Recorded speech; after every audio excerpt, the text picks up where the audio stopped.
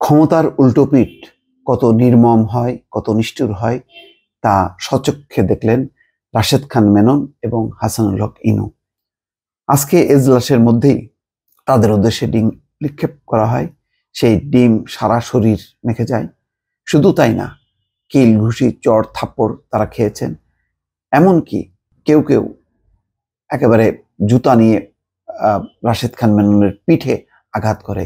সেই পরিস্থিতিও আজকে আদালত চত্বরে দেখা গেছে।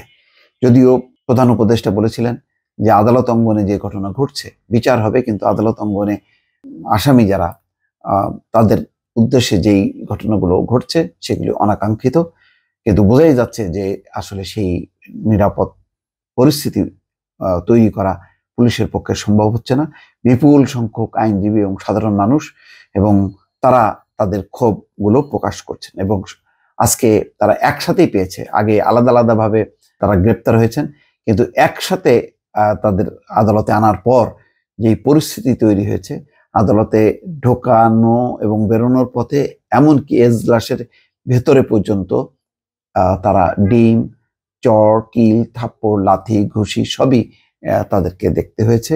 সেই জন্যই বলছিলাম যে ক্ষমতার উল্টা পিঠ যে কত নির্মম হতে পারে, নিষ্ঠুর হতে পারে, তা নিশ্চয়ই রাশেদ খান মেনন এবং হাসানুল হক ইনু হাড়ে হাড়ে টের পাচ্ছেন এবং তেমনটাই ঘটেছে আজকে। এখানে বলা হচ্ছে যে হাসানুল হক ইনুকে 7 দিনের এবং ওয়ার্কার্স পার্টির সভাপতি রাশেদ খান মেননকে ফের 6 দিনের রিমান্ড মঞ্জুর করেছে আদালত। মঙ্গলবার ঢাকা মেট্রোপলিটন ম্যাজিস্ট্রেট আলী হায়দারের আদালত নিউ মার্কেট থানায় দায়ের করা ব্যবসায়ী আব্দুল ওয়াদুদ হত্যা মামলায় ইনুকে 7 দিনের রিমান্ড মঞ্জুর করেন এবং ঢাকার মেট্রোপলিটন ম্যাজিস্ট্রেট সাইফুর রহমানের আদালত আদাবর থানায় দায়ের হওয়া গার্মেন্টস কর্মী রুবেল হত্যা মামলায় মেননকে 6 দিনের রিমান্ড মঞ্জুর করেন। এ সময় আসামিদের লক্ষ্য করে এজলাসের মধ্যেই ডিম ছোড়েন বিক্ষুব্ধ আইনজীবীরা। এজলাস থেকে আদালতে নিয়ে যাওয়ার পথে একজন ক্ষুব্ধ আইনজীবী রাশেদ খান মেননের পিঠে জুতা দিয়ে চপেটাঘাত করতে দেখা যায়। এদিন পুলিশ ও সেনাবাহিনীর কড়া নিরাপত্তায় আদালতে আনা হয়। 5টা 10 মিনিটে এজলাসে তোলা হয় রাশেদ খান মেনন ও হাসানুল হক ইনুকে। এজলাসের মধ্যেই তাদেরকে লক্ষ্য করে ডিম ছুড়েন কয়েকজন আইনজীবী। ডিম দেয়ালে লেগে ফেটে গিয়ে ইনু এবং মেননের গায়ে এসে লাগে। দুজনের শরীরে ডিম লেপ্টে যায়। এদিন এজলাসে বিক্ষুব্ধ আইনজীবীদের দেখে অনেকক্ষণ হতাশ হয়ে চোখ বন্ধ করে দাঁড়িয়েছিলেন হাসানুল হক ইনু। আর ঠিক ওই সময় রাশেদ খান মেনন অবাক চোখে আইনজীবীদের দিকে তাকিয়েছিলেন। তিনি কাঠগড়ায় দাঁড়িয়ে পড়ে যাচ্ছিলেন। এ সময় 2জন পুলিশ সদস্য তাকে ধরে দাঁড়িয়েছিলেন।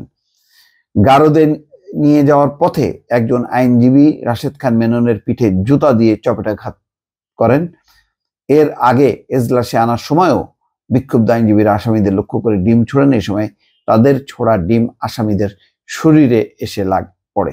এ সময় আসামিদের লক্ষ্য করে আইনজীবীদের কিল ঘুষি দিতেও দেখা যায়। দর্শক, এগুলো নিঃসন্দেহে দুঃখজনক ঘটনা, কিন্তু শুধু চিন্তা করেন, একটা গণ বিপ্লব হয়েছে। সেই বিপ্লবের পর যদি তারা পুলিশ কর্ডনের মধ্যে বা পুলিশ যদি গ্রেপ্তার করে যদি আদালতে নিয়ে এবং রিমান্ডে না আনতো, অর্থাৎ পুরো মানুষের হাতে যদি এই নেতারা পড়তেন, রাশেদ খান মেনন এবং হাসানুল হক ইনু, তাদের প্রতি মানুষের যে ক্ষোভ ঘৃণা, সেই বহিঃপ্রকাশটা রাস্তাঘাটে কি হইতে পারতো। দর্শক, শুধু খেয়াল করেন, শ্রীলঙ্কায় এরকম কিছু আমরা ঘটনা দেখেছি যে যাদেরকে দিগম্বর করা হয়েছে এবং একই রকম যদি আইন শৃঙ্খলা রক্ষাকারী বাহিনী এখন যতটুকু হয়েছে সেটা তাদের সেই নিয়ন্ত্রণের মধ্যে, যদি এই আইন শৃঙ্খলা বাহিনী যদি না থাকতো তাহলে এই